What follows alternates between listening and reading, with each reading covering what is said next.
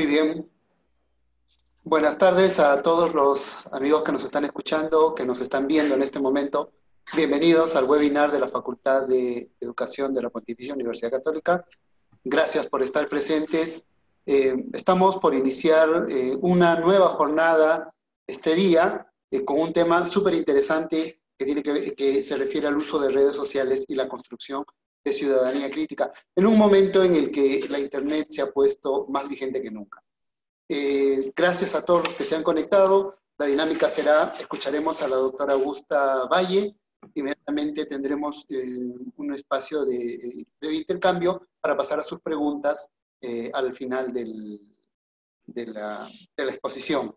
Recuerden que sus preguntas las pueden escribir al chat del webinar, al chat preguntas del webinar, donde podamos poder agruparlas y hacerlas al final de la jornada. Sin más, paso a presentar a la doctora Augusta Valle. Ella es doctora en didáctica de la historia, geografía y las ciencias sociales por la Universidad Autónoma de Barcelona, licenciada en educación secundaria con especialidad en historia y geografía por la Pontificia Universidad Católica del Perú, profesora de educación secundaria en la especialidad de historia y geografía, docente y directora de estudios de la facultad. Con ustedes dejo a la doctora Augusta Valle. Buenas tardes con todos. Muchas gracias por estar aquí hoy día, por acompañarnos. Vamos a abordar este tema tan importante como es el uso de las redes sociales, que a nosotros los profesores nos cuestiona tanto, y vamos a verlo con su vínculo con la ciudadanía. Para ello, yo he planteado una pregunta que es un poco la que yo quisiera que pensemos a lo largo de esta exposición y que tratemos de alguna manera de responder, ¿no? ¿Podemos promover el desarrollo de la ciudadanía analizando la información que nos llega a través de las redes sociales? Todos nosotros sabemos que la mayor cantidad de los adolescentes tienen muchísima presencia en las redes, ¿no? Sobre todo en las zonas urbanas, ¿no? Y estas redes sociales ejercen en ellos una influencia. Entonces, a partir de esto, ¿podemos construir ciudadanía? He organizado esta charla en tres partes. Una primera parte analizando muy brevemente lo que es el sentido de la ciudadanía, su vínculo con el desarrollo del pensamiento social y de los problemas sociales relevantes, que es una parte más teórica. Una parte sobre lo que es la información y las redes sociales, que tiene que ver con habilidades del manejo de la información y la literacidad crítica. Y finalmente vamos a aplicar todo esto a un caso que nos preocupa a todos muchísimo, que es el caso de la pandemia del COVID-19 y las redes, para tratar dos aspectos que en este momento son muy importantes. Quizás uno más relevante ante la opinión pública que otro, pero el otro vamos a ver que es un momento importante. Por un lado, las noticias falsas, y por el otro lado, la percepción de la realidad que los adolescentes pueden ir construyendo, que es algo de muchísima relevancia. Para empezar, vamos a nuestro marco en el cual nosotros nos tenemos que mover, que es la competencia con la que estamos relacionándolos en la educación básica regular, de acuerdo a nuestro currículo. La competencia 16, ¿no? Que como todos sabemos es la competencia que se relaciona con ciudadanía, que señala convive y participa democráticamente, ¿no? ¿Qué es lo que nos pide esta competencia? Nos pide que nosotros ayudemos a que nuestros estudiantes se vuelvan competentes para actuar en la sociedad, ¿no? Para actuar de una manera que se relacionan con los otros de una manera justa, equitativa, reconociendo los derechos y deberes de las personas, que sean capaces de entender la diversidad, no solamente, creo yo, la cultural, sino la diversidad en todo su sentido más amplio, y que aprendan a tomar posición frente a aquellos asuntos que lo involucran como ciudadano. Esta toma de posición debe contribuir al bienestar general y debe permitir que nuestros adolescentes consoliden, cooperen, sean parte de la consolidación de los procesos democráticos y de la defensa de los derechos humanos. Esta competencia 16 encierra en buena cuenta mucho de lo que la concepción de ciudadanía que el currículo nacional peruano tiene, ¿no? Y una pregunta fundamental es, ¿qué asuntos involucran a nuestros estudiantes como ciudadanos? ¿Cómo los involucramos y con qué los involucramos? Y quiero resaltar algo. Muchas veces cuando hablamos de ciudadanía, creemos que la ciudadanía se limita solamente al derecho al voto. Pero este enfoque de ciudadanía que nos está planteando el currículo va más allá de que el ciudadano sea solamente aquella persona que tiene el derecho a ejercer un voto, a que cada periodo electoral no pueda emitir un voto y se acabó. Se refiere a un ciudadano que asume su rol como ciudadano de una manera activa, es decir, que participa en la sociedad y que busca el bien común. Esta ciudadanía activa tiene 4 ejes.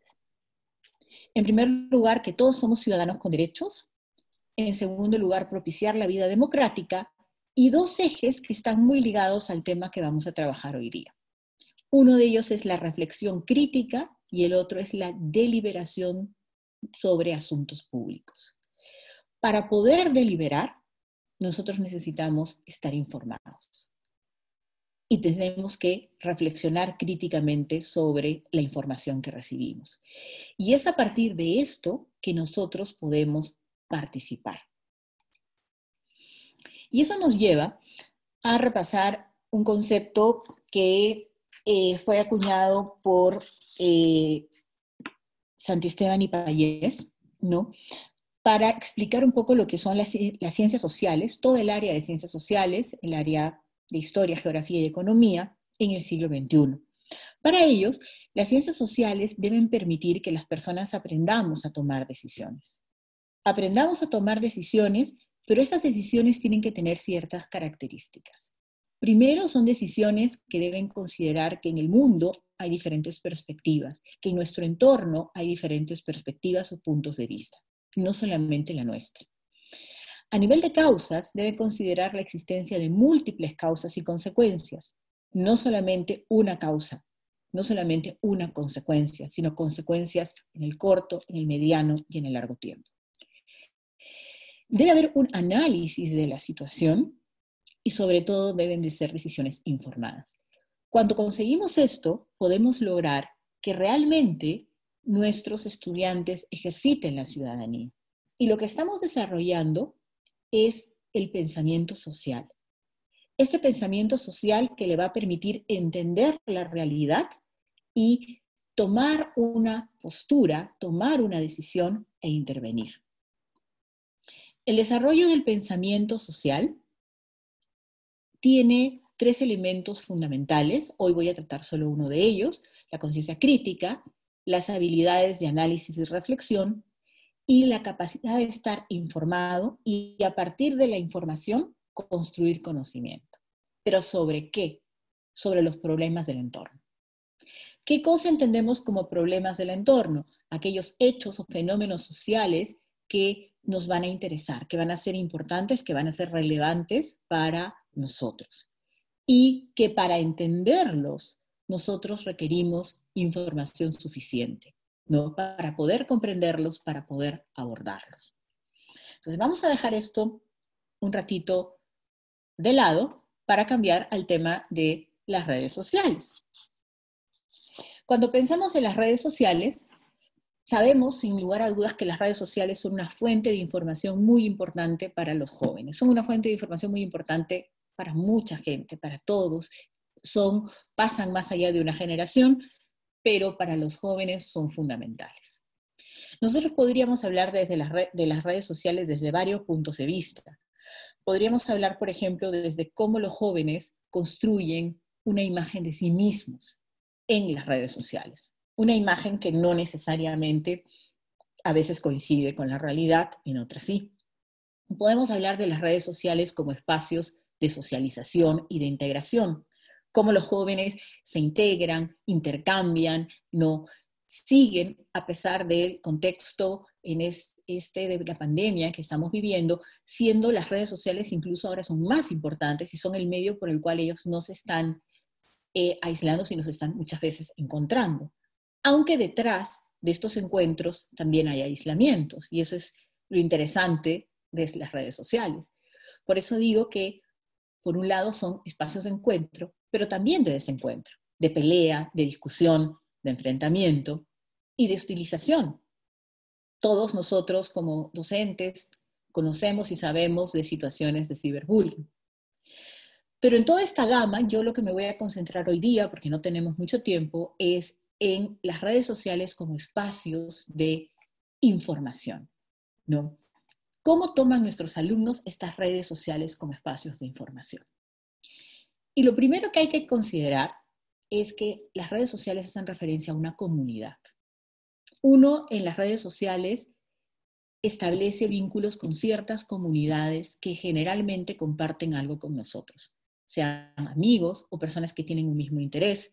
Por ejemplo, un interés como puede ser el fútbol, un interés como puede ser la cultura, el K-pop.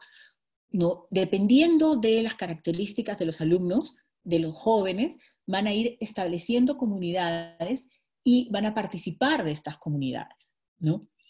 Y a su vez que en algunos casos las redes sociales son fuentes de comunidad o permiten establecer estas comunidades, también son fuentes de información. Fuentes de información que han permitido una democratización de la producción de la información. Hasta hace unos años, la información, la noticia, para llegar a difundirse tenía que alcanzar un medio como puede ser un periódico, la televisión, la radio. Ahora las redes sociales nos permiten o permiten al ciudadano común y corriente difundir la información, difundir, por ejemplo, una denuncia que en este contexto hemos visto gente que denuncia, por ejemplo, que no ha sido correctamente atendida en un hospital, o una situación, digamos, de que les han robado, por ejemplo, el bono que el gobierno ha dado. Nos permite también tomar partido. Y por eso, por ejemplo, en las elecciones, en los procesos electorales, cada vez son más importantes las redes sociales. Y si lo que se quiere es llegar a los jóvenes, los políticos lo saben muy bien y utilizan las redes sociales para difundir sus ideas y para ir ganando partidarios, ¿no? Nos permite también, o nos llevan también, a generar malos entendidos. Alguien puede tomar una foto, poner una foto, y esa foto puede ser malinterpretada, algunas veces con mala intención y otras veces sin mala intención, y llevar a que la foto termine deformándose, el video cambiándose, ¿no? O la conversación fraccionándose, de manera que termina deformándose la información que queremos transmitir. También pueden ser motivo de calumnia. No es algo ajeno a nosotros ni a nuestros estudiantes, ¿no? El uso de las redes sociales para calumniar a alguien, para decir algo que no es correcto, para difamar a otra persona. Y también las redes sociales permiten difundir información falsa, ¿no? Por ejemplo, entre algún grupo de jóvenes existe una broma muy común que es mandar la imagen de un actor o una actriz, ¿no? Que trabaja en el cine pornográfico y decir, este es el caso de un joven, y no sé, de un joven, por ejemplo, médico peruano, ¿no? Que no es reconocido por la gente, ¿no? Y mucha gente inocentemente lo comparte y dice, hay que reconocer a este joven, hay que reconocer a este joven, y detrás tenemos todo un grupo de jóvenes riéndose de que alguien, por ejemplo, que pasa a los 40, no se dio cuenta quién era esta figura, que obviamente ni siquiera es peruana, ¿no? Entonces, hay un manejo de la información con las redes sociales que es muy importante y que necesitamos reconocer, ¿no? Ahora, hay un problema en el siglo XXI, y es que nuestros jóvenes están rodeados de un exceso de información que circula para leer, y que esa información excesiva a través de las distintas redes es la que le va dando pautas muchas veces para leer la realidad. Y les va generando una serie de mensajes e imágenes que muchas veces son contradictorias sobre los hechos sociales unas y otras, ¿no? Y en este panorama, muchas veces lo que los jóvenes optan como salida es a repetir la explicación del otro. No a preocuparse por comprender la realidad, sino buscan una que es la que les parece más convincente, ya sea por quien la dijo, y aquella persona que la dijo es, por ejemplo, una persona que consideran una persona con mucha influencia, o porque les parece que tiene cierto sentido, pero no hay un análisis. Entonces se empiezan a repetir estas historias y se empieza a repetir estas explicaciones de la realidad, ¿no? Entonces, ¿qué terminamos creando? Un pensamiento reproductivo, no un pensamiento crítico, sino un pensamiento que reproduce, gente que reproduce aquello que le dijeron por WhatsApp, gente que reproduce aquello que vio en Instagram, gente que reproduce los discursos que pueden aparecer en Facebook, y si nos vamos al Twitter, donde el nivel de violencia muchas veces es muy alto, también, ¿no? Entonces, nosotros como docentes del área de ciencias sociales tenemos que preocuparnos porque nuestros alumnos y alumnas aprendan a manejarse en este gran mar de información que las redes sociales implican. Tenemos que preocuparnos porque aprendan a seleccionar información válida, a reconocer que sobre la información hay diferentes perspectivas, ¿no? Que aprendan a dudar de lo que encuentran, que no sea, bueno, esto es así, ¿y tú cómo sabes que es así? Porque lo leí en Facebook, ¿no? Por ejemplo, ¿no? Va a haber un aumento del sueldo mínimo, ¿y tú cómo sabes que va a haber un aumento del sueldo mínimo? Porque me lo pasaron por Facebook, ¿no? O va a ocurrir tal cosa, lo sé porque me lo pasaron por Facebook, ¿no? Se ha inventado la vacuna para el coronavirus. ¿Cómo lo sabes? Porque lo leí en WhatsApp. Nosotros tenemos que lograr que nuestros estudiantes conviertan esa información, esa gama de información que recibe, en un conocimiento útil que les permita entender bien los problemas de su entorno. Algo que es importantísimo es que tenemos que reconocer que a nivel de las redes sí hay información peligrosa, que no es la que voy a abordar ahora, ¿no? Pero también hay las famosas noticias falsas, ¿no? Entonces, ¿cómo enfrentan nuestros estudiantes las noticias falsas que hablan de su entorno? ¿Cómo enfrentan ellos estas noticias que deliberadamente los engañan? ¿Son capaces de darse cuenta que esas noticias los están engañando? ¿Cómo enfrentan estas noticias que desinforman? Porque las noticias falsas no son noticias que se hacen por una broma. Son generalmente noticias que tienen una intención de engañar, de desinformar, de manipular las decisiones que las personas tomamos, o, por ejemplo, de desprestigiar a una institución, a una entidad, a una persona, o por el contrario, de enaltecerla. Entonces, ¿son nuestros estudiantes capaces de darse cuenta todo lo que hay detrás de una noticia falsa que se refiere a su entorno?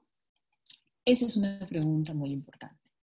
Noticias falsas han habido siempre, ¿no es cierto?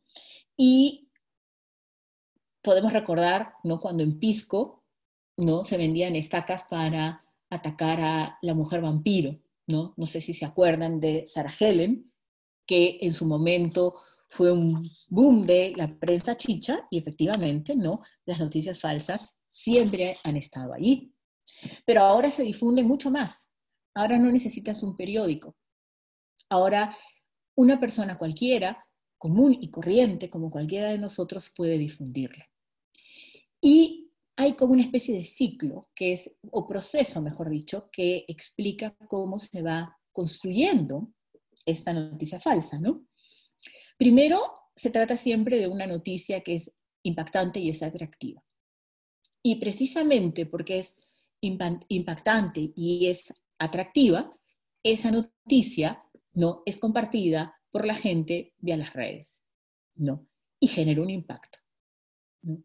De pronto, esa noticia cae en manos de una de estas figuras que tienen más influencia, ¿no?, y esa figura la comparte. En el momento que la comparte, le da un impulso y la difusión aumenta mucho más. Incluso puede ocurrir que algún medio de comunicación la repita, ya sea en una radio, en un noticiero de la televisión, ¿no? O hasta en algunas ocasiones se han dado situaciones que la repite un periódico. Aparece la institución que la desmiente, pero ¿cuál es el problema? Que el acto de desmentir nunca es difundido con la misma fuerza con la que la noticia fue difundida, ¿no? Entonces, la verdad no llega a todos, o muchas veces no todos se la creen, porque están más convencidos, ¿no?, de esa mentira que ha sido convertida en verdad. Suena más aceptable muchas veces, es más impresionante, ¿no? Entonces, noticias falsas, como les decía, se han construido siempre, ¿no? Por ejemplo, muchas veces las mentiras falsas tienen como, o tienen, perdón, estas verdades falsas o estas noticias falsas tienen como intención desprestigiar a un grupo, como lo fue durante la peste negra en relación a los judíos. Se echó la culpa a los judíos, entonces los judíos eran los responsables de la peste y por lo tanto eran quemados, como esta imagen muestra, marginados, arrojados de una serie de lugares, ¿no? Arriba tenemos una noticia falsa que corría por las redes sociales, ¿no? Y que se usa el logo de Perú 21 no la publica, donde lo que se dice, como pueden ver ustedes, es que el gobierno del presidente Vizcarra había aprobado un sueldo mínimo especial para los venezolanos, ¿no? Un sueldo mínimo más alto. ¿Qué hay detrás? ¿Qué es lo que esta proliferación de noticias falsas muchas veces busca? Tiene intereses. Intereses, por ejemplo, de ir en contra de una comunidad. Hay poderes detrás, poderes que buscan generar un impacto. Muchas veces la intención es generar caos, desconfianza, miedo, ¿no?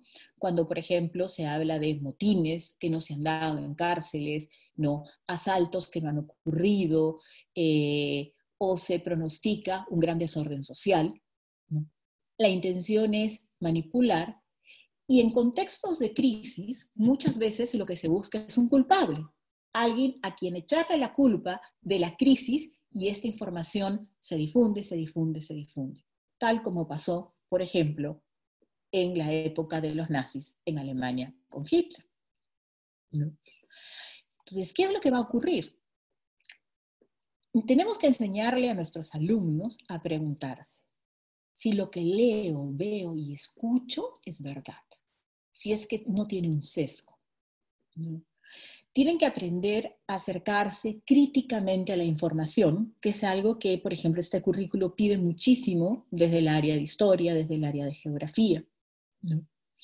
Y cuando hablo de acercarse críticamente a la información, me refiero a acercarse críticamente a un texto, críticamente a un relato, críticamente a un discurso, ¿no? Críticamente a una imagen. Muchas veces los jóvenes, cuando uno como profesor les hace una pregunta, y lo que quiere es que esa pregunta genere una reflexión, lo que inmediatamente el alumno hace es buscar la respuesta exacta, cuál es la respuesta correcta, y no se genera necesariamente esa reflexión. O algunas veces vienen, por ejemplo, con el texto y te dicen, profesora, aquí dice esto. Entonces, sí, eso es una opinión. Ah, entonces no es verdad. Entonces no termina muchas veces de entenderse la diferencia entre los hechos y las opiniones. Y cuando se trata de imágenes, es todavía más fuerte, porque muchas veces los jóvenes piensan, lo que está en imagen es la realidad, ¿no? Cuando la forma como se toma la imagen, desde dónde se toma la foto, ¿no? Hay una intención. Y ese tipo de decodificación no la terminan de hacer, ¿no? Algo que es fundamental entonces es, frente a estos materiales que desde la historia los ponemos como fuentes, ¿no? Tenemos que permitir y promover, sobre todo, que nuestros estudiantes encuentren el lugar de enunciación, desde dónde se está hablando. Encuentren el contexto. ¿Quién habla y en qué contexto, y traten de encontrar la intención. Entonces, nosotros vamos a aplicar esto a un tema que es justamente un problema social relevante, tratando de generar pensamiento social, el desarrollo del pensamiento social en nuestros estudiantes. ¿Cuál es este problema social relevante? La pandemia que nosotros estamos viviendo del COVID-19. ¿Cómo sabemos que un tema es considerado un problema social relevante? Hay algunas características que los problemas sociales relevantes suelen tener. Primero, que generan tensión o preocupación. O sea, entre la sociedad o en un grupo determinado se convierten en un tema de preocupación. En segundo lugar, son relevantes, son importantes para el grupo. Producen consecuencias distintas en diversos grupos. Nosotros sabemos que en este momento estamos atravesando esta pandemia, pero no pensamos, ni podemos pensar, que las consecuencias de lo que se está viviendo en este momento con el COVID-19 son iguales para todos los peruanos y peruanas en todas partes del país. Es muy distinto afrontar las consecuencias en una situación de pobreza y vulnerabilidad que afrontarlo en una situación de mayor comodidad.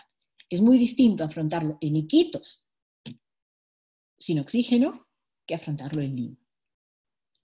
Suelen tener diferentes puntos de vista. ¿Por qué? Porque no hay una solución. No es que hay una sola idea al respecto. Hay varias que se van a combinar. Suele haber un contexto que hay que entender. Y suelen haber varios factores que nos permiten entender esta diversidad. Entonces, por ejemplo, si nosotros queremos saber, en primer lugar, sobre noticias falsas, nosotros tenemos que promover que nuestros estudiantes se den cuenta que existen noticias falsas sobre este tema.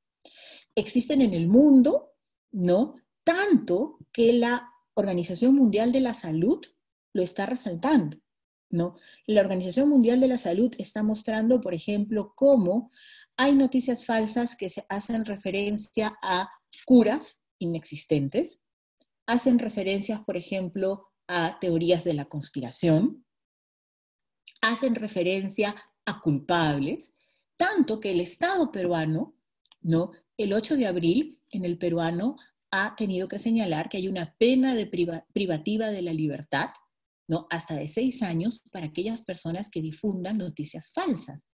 Porque el objetivo de estas noticias falsas es generar pánico. Por ejemplo, una de las noticias falsas que efectivamente hemos escuchado y hace que muchas veces las personas sean irresponsables es que el coronavirus no afecta a los jóvenes, ¿no? Y termina convenciéndose que ellos pueden seguir su vida común y corriente porque ellos no van a ser afectados.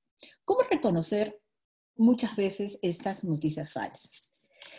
Estas noticias falsas suelen presentarse como que vienen de alguna entidad que aparentemente genera mucho respeto, ¿no? Es un profesor de una gran universidad norteamericana, es un departamento de salud internacional, ¿no? Entonces, por ejemplo, esta es una noticia falsa que circuló donde se dice que viene del Departamento de Salud de Canadá. Una segunda característica de las noticias falsas es que buscan que sean promovidas, ¿no? Aquí, por ejemplo, insiste, ¿no? Cuéntele a sus familiares, ¿no? Es una enfermedad, esta enfermedad es altamente contagiosa, por favor, comparte. Porque buscan justamente que se genere esa difusión. Otra característica de las noticias falsas puede ser, por ejemplo, que sale una idea como esta, ¿no? Sigamos orando. El Departamento de Salud de Canadá podría poner en una noticia, sigamos orando, ¿no? Entonces tenemos que enseñarle a nuestros alumnos a leer entre líneas, ¿no? Para poder darse cuenta cuando algo es falso, ¿no? Y bueno, ya ni les digo que a veces las noticias falsas van con muy mala ortografía, y muy mala redacción, pero no vamos a ir a eso, que ya eso sería otra cosa, pero sí encontrar aquellas pistas que nos permiten ver qué hay.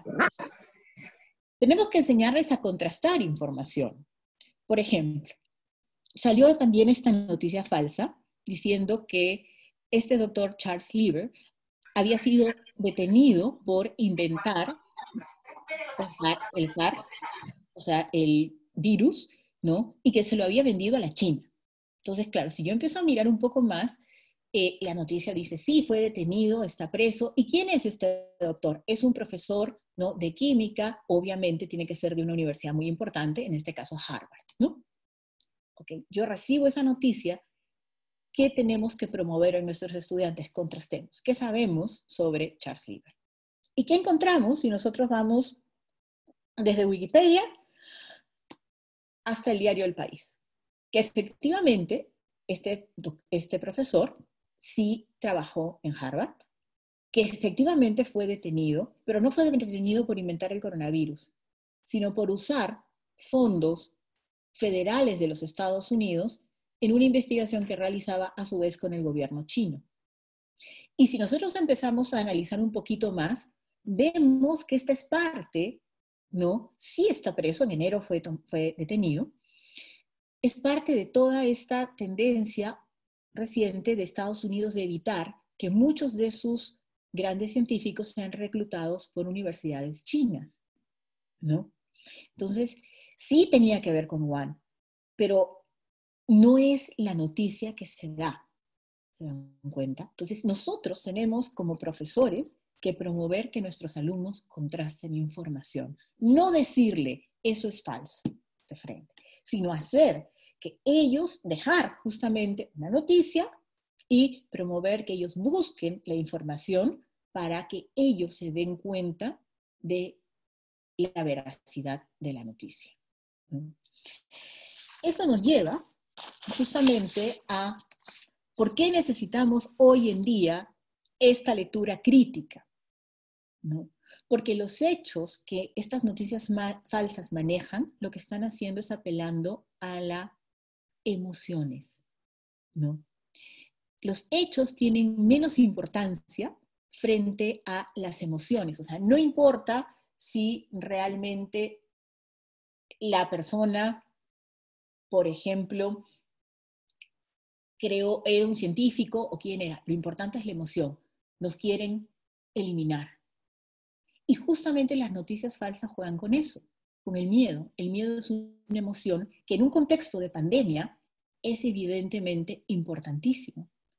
Y lo que estas noticias falsas están tratando de hacer es jugar precisamente con nuestros temores. Nos están tratando de manipular. Entonces, parte de lo que tenemos que, o de lo que podemos hacer con nuestros estudiantes, es que reconozcan cuando leen estas noticias qué otras emociones hay. ¿A quién pueden estar tratando de manipular? ¿No? ¿Nos están manipulando contra alguien? Por ejemplo, hace unos días corría por WhatsApp que un grupo decía, era una voz que decía, un grupo de ciudadanos venezolanos me tocaron la puerta, entonces yo subí, los vi, y en realidad eran un montón, y estaban tratando de asaltar a las casas. Entonces, ¿van contra alguien? ¿Qué es lo que están generando estas actitudes, este tipo de noticias? Que, como digo, no son inocentes, ¿no? La gravedad de las mentiras en este contexto de pandemia va a ir por dos tipos. Nosotros vamos a poder encontrar dos tipos de noticias falsas. Una sobre su origen. Las noticias que van sobre su origen nos van a decir que o es un arma biológica o es una estrategia para el control mundial de la población, ¿no? Que lo que quieren es bajar el número de pobladores del planeta. Y los investigadores más o menos han detectado, porque ya sobre este tema hay investigación, más o menos unos 100.000 tweets producidos en 2 meses sobre estas noticias del coronavirus y las llamadas conspiraciones, ¿no? Otro tipo de noticias son las que tienen que ver con el contagio, la prevención y el tratamiento, ¿no? Tanto que incluso se ha difundido irresponsablemente que ciertos medicamentos curan el coronavirus. ¿Y qué ha pasado? Esos medicamentos han sido comprados en las farmacias, han faltado en las farmacias, y son medicamentos que, si se aplican sin la debida prescripción médica, pueden generar arritmias y pueden acabar siendo muy dañinos al paciente. Esto ha llevado a que, por ejemplo, sobre el contagio, la prevención y el tratamiento, la Organización Mundial de la Salud haya creado esta página que se llama Cazadores de Mitos, ¿no? Que justamente busca mostrar los mitos que hay. Y los que tratan sobre el origen no solamente crean miedo, sino terminan generando prejuicios nacionalistas y ponen en peligro la colaboración mundial que necesitamos en este momento para abordar el tema del coronavirus. Nadie va a poder sacar la vacuna solo. Necesitamos cooperar. Esa cooperación termina poniéndose en peligro si caemos aquí. Y el otro tema, que va también con las redes sociales, además de las noticias falsas, es las redes sociales como nuestra comunidad. En la medida que las redes sociales que nosotros manejamos son parte de una comunidad a la que pertenecemos, muchas veces lo que nos dan es una realidad muy cercana a la nuestra, que no nos hace conscientes que frente a problemas sociales relevantes, y a este problema social relevante en particular, que es esta pandemia, existen otras miradas, otras perspectivas, otras vivencias, otros puntos de vista. Y los jóvenes necesitan aprender la experiencia del otro, porque solamente van a buscar el bien común, cuando busquen y entiendan la experiencia del otro. Entonces, cuando vemos nosotros un problema social relevante, necesitamos mirarlos e informarnos y entenderlo desde diferentes ángulos. Ya queda 2 diapositivas. Entonces, frente a la pandemia, deberíamos garantizarnos nosotros que nuestros estudiantes identifiquen fuentes de información válida. Y eso significa que valoren la veracidad de las fuentes. Y para valorar la veracidad de las fuentes es muy importante que contrasten las fuentes. Que aprendan a diferenciar hechos de opiniones. ¿Cuándo están contándome un hecho que es verificable? ¿Cuándo estoy frente a una opinión?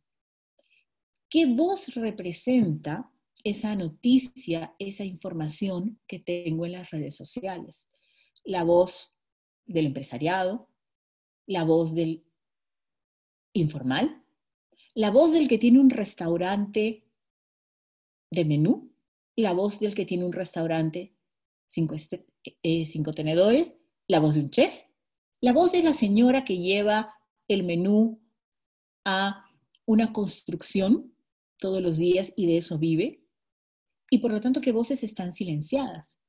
Porque muchas veces frente a los problemas sociales relevantes hay voces que no tienen el espacio, que no encuentran el sitio para manifestarse y que no llegan a nuestras redes porque no pasamos la misma realidad. Por lo tanto, es muy importante que los estudiantes se den cuenta que para entender un problema social se necesitan diferentes perspectivas. Si yo abordo un problema como el COVID o la pandemia solo desde una perspectiva, no lo voy a entender. Y si regresamos a las fuentes que encontramos en nuestras redes sociales, ¿qué intención tienen? Si me estás mintiendo, yo no tengo solamente que decir, me mintió, es una información falsa, solamente la descarto. Parte del proceso de análisis es descubrir esa intencionalidad. Entonces yo sugeriría de manera muy práctica que si lo que queremos es promover una mejor comprensión de las implicancias de esta pandemia del COVID-19 y que nuestros estudiantes desarrollen el pensamiento social y efectivamente ejerzan la ciudadanía, es muy importante que nosotros trabajemos con ellos desde la información que ellos normalmente tienen. Voy a prender la luz. Estoy quedando sin luz, ya. ¿Qué dicen las redes? ¿Por qué lo dicen? Esta noticia que estoy recibiendo es una noticia verdadera, es una noticia falsa. ¿Con qué intención se difunde una noticia falsa? Ese tema que está abordando la noticia genera preocupación. ¿Por qué genera preocupación? ¿A quién genera preocupación? Frente a este problema social relevante, lo primero, estamos generando una reflexión sobre la información que tenemos. Luego, sobre la dimensión social. ¿Se producen consecuencias distintas en los diversos grupos? ¿Hay puntos de vista distintos o solo el mío y el de mi comunidad? ¿El contexto cambia la percepción? ¿Qué factores vinculados a la forma como se vive el fenómeno existen? ¿Cuáles son los factores que van a estar vinculados? ¿Me puedo quedar solo con la información que yo recibo en mis redes sociales para entender realmente el problema y conocerlo? Cuando nuestros alumnos se dan cuenta y aprenden a partir de hacer este ejercicio, no solo con este caso, sino con muchos, que las redes sociales no son suficientes para entender la complejidad de los problemas sociales relevantes, su pensamiento social ha logrado un notable desarrollo. Y estamos mucho más cerca de conseguir lo que el currículo nacional quiere, que es justamente formar un ciudadano que se involucra, un ciudadano que actúa, un ciudadano que considera al otro, un ciudadano que se preocupa por el bienestar general. Entonces, creo que no podemos no ver el tema de la pandemia sin abordar el tema de la complejidad que esta implica. No podemos quedarnos solamente en los mensajes que yo no digo que estén mal, están muy bien, no respeta la cuarentena, etcétera, etcétera, etcétera, que están perfectos, pero tenemos que promover que nuestros estudiantes comprendan mucho mejor cómo esto impacta a la vida de los peruanos, las peruanas, los distintos grupos de peruanos y peruanas, incluso a la vida a nivel mundial. Y podemos hacerlo partiendo de lo que para ellos es su información, la información más accesible, que son las redes sociales, ¿no? Entonces espero que en esta breve exposición realmente hayamos podido responder un poco esta pregunta, ¿no? Si es posible promover el desarrollo de esta ciudadanía desde esta perspectiva de la ciudadanía, analizando precisamente la información que nos llega en las redes sociales, desde dos miradas, las de las noticias falsas y la de los otros que no están en mis redes y que sí viven este proceso. Gracias. Gracias, Augusta. Gracias a los amigos que en este momento nos acompañan y nos están mirando, a los profesores de Lima y de todo el país. Vayan haciendo sus preguntas al chat, preguntas del webinar, y mientras esperamos sus preguntas, ya tenemos algunas, quizás afirmar o seguir en la línea de lo que Augusta nos decía. A ver, mi especialidad es las comunicaciones, yo soy periodista, he trabajado en diversas áreas, y lo que Augusta nos dice va exactamente describiendo un fenómeno que estamos viviendo y vivimos desde adentro como medios de comunicación, pero también desde el público y desde afuera.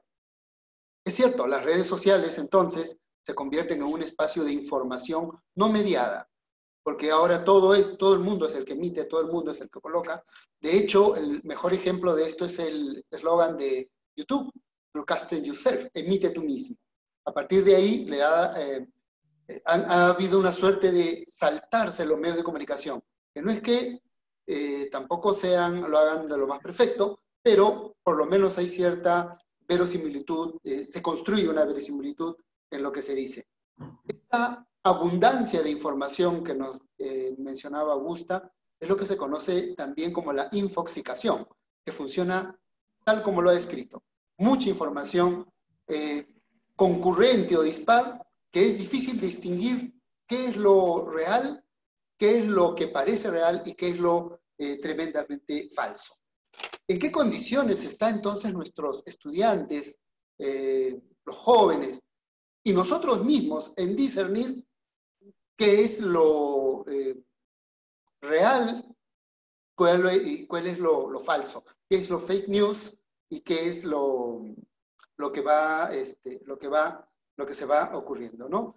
Para buscar ciudadanos responsables, entonces, tenemos que acompañarlos desde la escuela y desde la familia. De hecho, me permito citar una frase periodística. 2. Dice, puede no haber ocurrido, pero ser verdad. Y esto ahora se vive de manera evidente en las redes sociales. En un medio de comunicación, digamos que uno podría, se hace intencionalmente, pero podría criticar, filtrar eso. Pero en las redes no. Ahora bien, estas, como bien citaba, estas noticias falsas siempre tienen un rasgo de verosimilitud que hace dudar a nosotros. Imagínense a los jóvenes. Entonces, el estar informado ayuda a nuestros jóvenes, a nuestros estudiantes, a que podamos lograr este fin, ¿no? Finalmente, en la línea de lo que decía, las redes sociales, pues es verdad, se convierten en una comunidad. Fíjense si no la gente que sigue a los youtubers, a los influencers, ¿no? Es una persona que puede estar en un programa de un influencer, tiene 1 millón de seguidores, que eso equivale a 10 puntos de rating de un canal de televisión. Pero, por ejemplo, el canal de televisión tiene cierto código de ética o tiene el Estado que lo podría supervisar en su funcionamiento. El youtuber no. Literalmente hace lo que se le antoja. Augusta, tenemos algunas preguntas que podamos compartir. ¿Te parece? Sí, claro, encantada, sí. Muy bien. Una pregunta dice, desde la educación primaria, que se podría ampliar a otros niveles, ¿cómo podemos generar el espíritu crítico para afrontar los medios de comunicación y las redes? Digamos en el aula, ¿no? ¿Qué estrategia se podría usar? Ok. Contestamos entonces una por una. Bueno, creo que desde la educación primaria hay mucho que se puede hacer, ¿no? Porque además yo siempre cuando he trabajado en la escuela distinguía un poco los últimos 2 años de la primaria, quinto y sexto grado, de los primeros años de la primaria, ¿no? En el caso de quinto y sexto grado, creo que se puede trabajar también con noticias que los chicos pueden recoger de las redes, ¿no? Y mostrarles, llevándoles la información para que se den cuenta cómo se puede construir una noticia falsa, qué sentido tiene la noticia, pero obviamente hay que tratar de que se den cuenta en temas que son a su alcance, ¿no? Algo que es importante en las ciencias sociales es, en los primeros años de primaria, hay que trabajar mucho con el entorno que el niño o la niña puede observar, ¿no? Porque los niños y las niñas muchas veces no terminan de entender aquello que es demasiado abstracto. Entonces, los primeros años de primaria es clave que ellos puedan ver, que ellos puedan identificar el problema, ¿no? Entonces, por ejemplo, se me ocurre un tema como el transporte, ¿no? Dependiendo de dónde esté la escuela, las condiciones en que, o de el nivel socioeconómico de las familias que estudian en la escuela, uno puede promover que los niños vean y se den cuenta, a ver, cómo llegamos a la escuela, ¿no? ¿De qué manera? ¿Quién nos trae a la escuela? Llegamos en mototaxi, llegamos en micro, llegamos en auto, llegamos a pie. ¿Qué otros medios de transporte vemos, no? Y ir tratando de mostrarles que hay diferentes formas, ¿no? ¿Qué problemas genera un medio de transporte? Pero ¿a quién le genera también beneficios?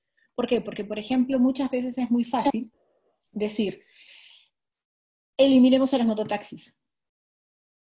Sí, claro, pero justamente yo con mis alumnos en la facultad conversábamos, ¿no? Eliminemos a las mototaxis, pero ¿cuánta gente se queda sin trabajo?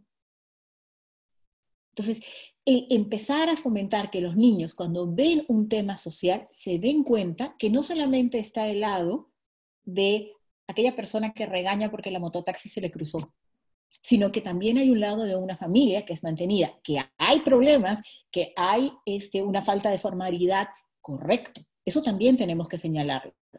Pero tenemos que enseñarles a ver que frente a los hechos hay diferentes miradas. Y con primaria hay que trabajar mucho en situaciones concretas que los niños pueden ver.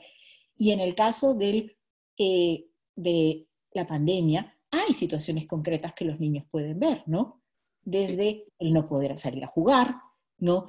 ¿Qué pasa si no tengo una computadora para seguir las clases? O sea, llamarlos a la reflexión, que no piensen que todo el mundo está con su computadora siguiendo la clase, porque estoy segura que hay niños y niñas en este país que están convencidos que todos están con la misma situación.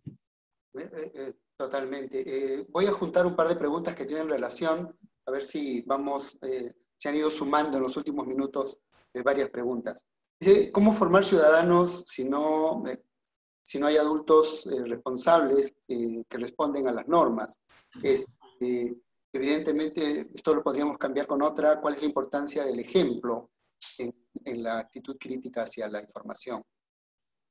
Bueno, el ejemplo es fundamental, sin lugar a dudas, pero no podemos quedarnos o sea, sí he visto muchas veces cuando he trabajado con profesores la sensación de frustración que nos causa a los docentes el saber que tú trabajas algo en clase y muchas veces el niño va a su casa y se encuentra el contraejemplo, exactamente la imagen contraria de todo lo que tú has tratado de trabajar.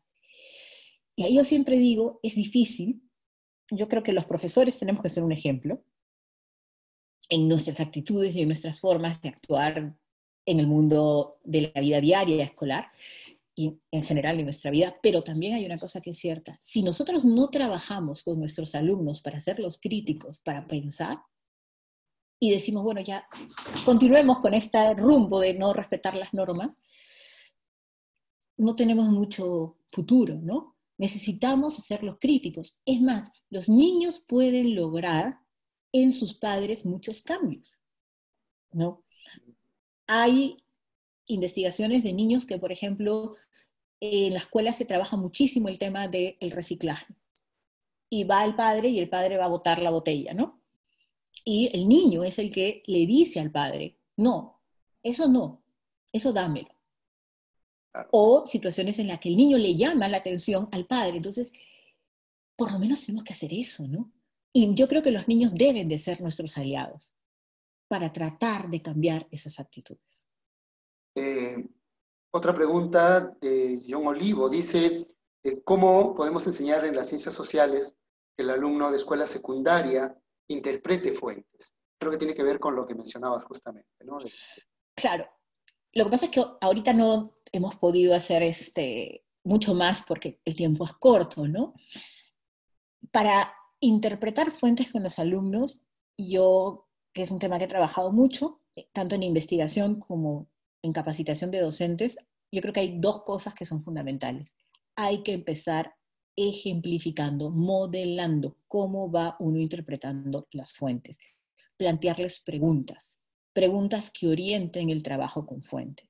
Y recordar siempre, ¿no?, que la fuente no solamente es entender lo que dice a nivel textual, sino entender desde dónde se produce la mirada de la realidad. Eso es lo que es una fuente en realidad. Y para eso hay que plantear preguntas, ¿no? Preguntas sobre cuál es la visión, quién está hablando, qué intereses puede tener, en qué momento lo está diciendo, ¿no? Es correcto, sí, totalmente. Vamos con algunas más, tratando de recuperar el tiempo, de ganar tiempo, diré. A propósito de las noticias falsas que parecen lo que conocíamos como las bolas antiguas, es cada vez difícil, la verdad, pero ¿se puede establecer alguna relación entre noticias falsas y medios de comunicación? Y por otro lado, sumando a esta pregunta, ¿cómo saber lo que está falso? Creo que lo mencionaste en la explicación, pero piden que por favor lo reiteres. ¿Cómo encontrar cuándo una noticia es falsa? ¿Cuándo es un fact? Bueno, lo primero siempre es la comparación de la información. el contraste. Y yo creo que es lo primero, y eso es algo que también los periodistas hacen, ¿no? Cuando los periodistas y los historiadores también hacemos, ¿no? Cuando tú recibes una información tienes que contrastarla y tienes que ver si esa información tiene o no tiene asidero. Lo segundo, ver de dónde viene la información, ¿no? Por ejemplo, yo puedo hacer una página web y decir lo que quiera, porque es facilísimo de hacer, ¿no? Bueno, hay que ver si hay una institución detrás. ¿Cuál es la institución detrás? No, porque es distinto en el caso de una página web que en el caso, por ejemplo, de las noticias que van circulando en las redes.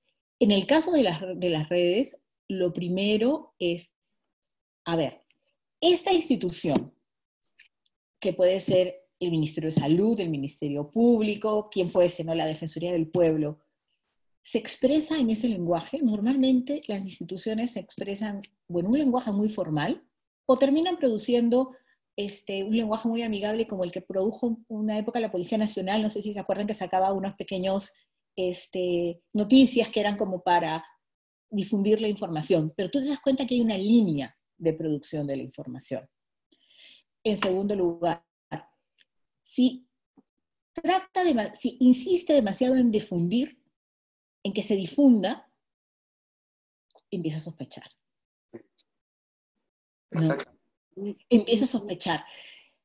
Luego, revisar si no contrastar la información, ir a la página web de la institución. O sea, si el Ministerio del Interior ha producido una información, ¿cómo puedo yo darme cuenta si es cierta o es falsa? Tiene que estar en su página web. Si ha llegado a mí, por eso digo el contraste es fundamental, y a las redes sociales, duden un poco y miren, busquen, ¿no? Y ese ejercicio es el que le tenemos que enseñar a nuestros alumnos para que se convierta en un hábito para que nadie los pueda manipular, porque se les puede manipular o los pueden tratar de manipular con fines políticos, con fines de enfrentarse a un grupo social, con fines para levantarlos hacia algo. O sea, el poder de las redes es indiscutible. Muy bien. Gracias, Augusta. Gracias a todos los que nos escuchan. Han quedado varias preguntas. Vamos a tratar de responderlas. No, vamos a responderlas por chat, por correo. Las vamos a publicar cuando se publique el video. Solo recordar una cosa muy importante que nos dijo Augusta. No promocionar la noticia falsa. Yo siempre digo, no hay que difundir incertidumbre. Ya tenemos suficiente. No hay que difundirla más. Y desde mi parte, solo recordar algo que también es muy claro desde los medios de comunicación, es que lo hacemos autocrítica. El espacio que deja la familia en el joven lo ocupaba o lo ocupa un medio de comunicación. El espacio que los medios de comunicación dejan por no hacer bien su trabajo lo ocupa Internet. Y en Internet es el espacio de intercambio sin mediación ni control, absolutamente arbitrario, y que nos lleva en lo que decía muy bien Augusta, esta construcción de espacios, de imaginarios que están basados en información no real. Gracias a todos los que nos han escuchado. Gracias, Augusta, por tan interesante presentación. Los esperamos la próxima semana con otros temas, como siempre, desde la Facultad de Educación, en este webinar que se hace para todos los docentes de educación básica regular. Nos vemos entonces. Muchas gracias y buenas noches. Gracias. Buenas noches. Recuerden que tienen una encuesta, tienen una encuesta que va a aparecer en este momento. Por favor, responderla, que es importante para nosotros, para poder seguir haciendo estos contenidos. Muchas gracias.